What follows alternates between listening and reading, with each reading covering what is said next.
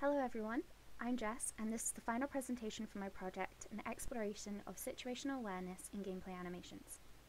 So my aim for this project was to see if current animations could be advanced so the avatar elicits a reaction to both the physicality and tone of their surroundings, which reflects their personality and mood. Now in games we often use techniques like environmental storytelling to bring visual coherence to a scene, which can be seen in many games such as BioShock. However, the avatar's gameplay animations are often forgotten to be aligned with the rest of the visuals, thus creating a visual discord. This is particularly noticeable as humans, our behaviour changes based on our surroundings. Now Ed Hooks encountered this when teaching at a games company. When he asked the animators why the avatar was not responding to the creepy atmosphere of the castle the avatar was in, the answer was they simply hadn't thought about how the location would affect the character's behaviour. Now I understand some characters deliberately do not react as a design choice, but in situations where the characters have clearly defined personalities, I think it is important that they demonstrate their personality in their gameplay animations. So to clarify, this project is not trying to guess what the player is feeling and display that emotion through the avatar's animations.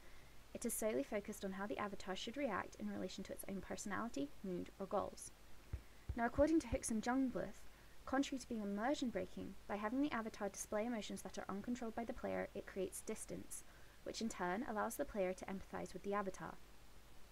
So my search for a solution began with me investigating mise-en-scene and environmental storytelling to discover how to bring visual coherence to a game. Through this, I discovered that the visual discord in games could arise from a lack of skillful performance. So I moved on to look at what makes a skillful performance in games, examining Disney's 12 Principles of Animation and Hooks' 7 Essential Acting Principles in relation to dynamic gameplay animations and my initial issue of the avatar not reacting to the surroundings. And through this, I began to form the concept that the avatar needed to be able to demonstrate awareness. Which leads me to my proposed solution, which is based off a model of situational awareness created by Mika Ensley, the chief scientist of the United States Air Force, and was originally intended for fighter pilots and air traffic control officers. Her model of SA is centered on 3 stages: perception, comprehension, and projection, which if executed correctly allows a person to become fully aware of their surroundings. Now in relation to gameplay animations, SA would be used to visualize the perception, comprehension, and projection of stimuli that the avatar was experiencing. Thus, alongside stimuli the player can directly receive, such as visual, audio, and haptic, the player can indirectly experience smell, taste, bounce, heat, etc. through the reactions of the avatar. So to define what the avatar should react to, I studied these games in order to observe any commonalities in awareness in their animations. And this resulted in me defining the surroundings as the environment, both physical and tonal, other characters, how the avatar should respond to NPCs, player agency, responding intelligently to player input, and narrative events, triggered real-time or pre-rendered cutscene events that advance the story or world of the game. Now not only does SA allow the avatar to consistently react to their surroundings, it offers the opportunity for them to express their personality whilst doing so. SA achieves this as it incorporates their abilities, experience, training, goals and preconceptions into the decision-making process.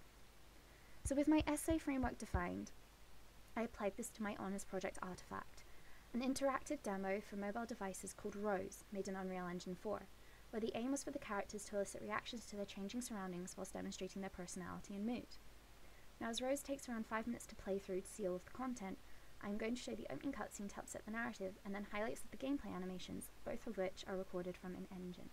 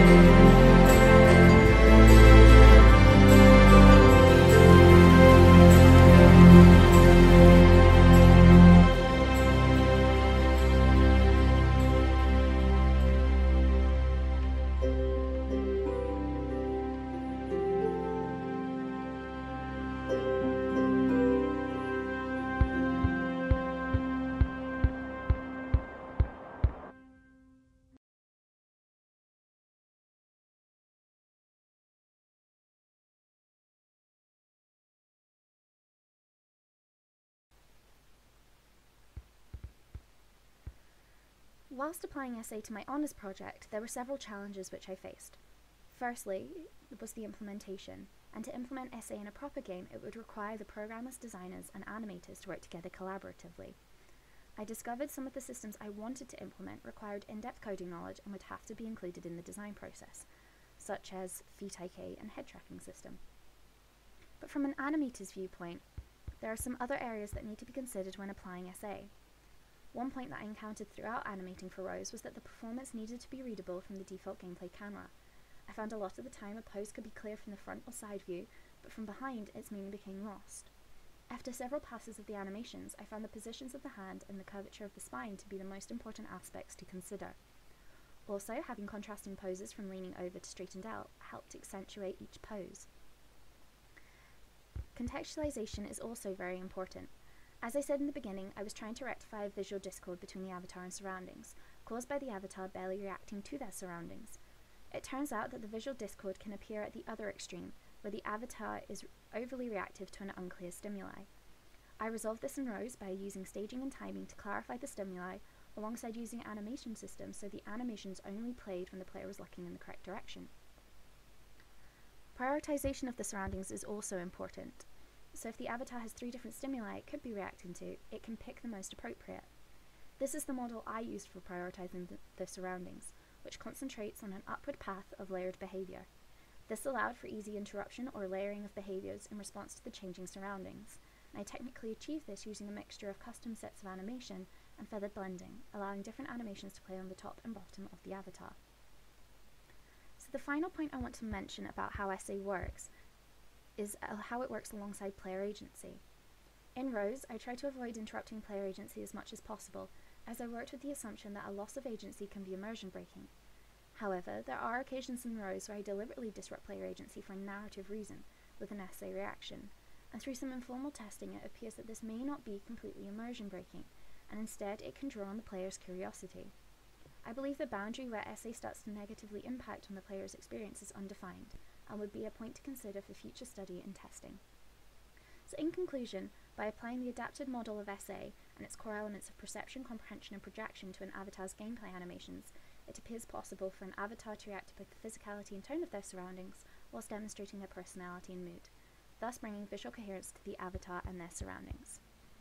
So thank you for listening, and I will now be happy to take any questions.